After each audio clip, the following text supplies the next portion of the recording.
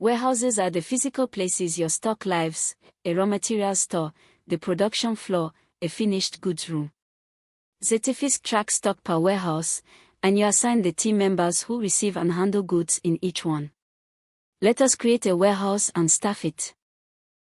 We name it the finished goods store, choose its type, finished goods, since completed bread is kept here, give its physical location, and add a note. We save it.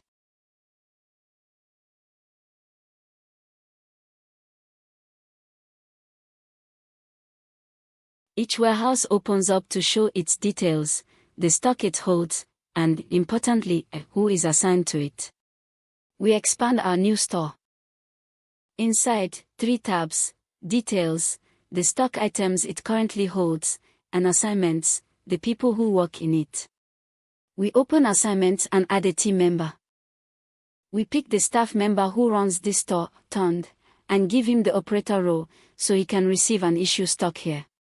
Managers can also oversee a warehouse. Turned is now assigned to the finished goods store as its operator. When goods are received from a supplier or finished in production, the people assigned here are the ones who book them in and out, and every movement is tracked against this warehouse. That is the foundation for the stock flow we will follow next.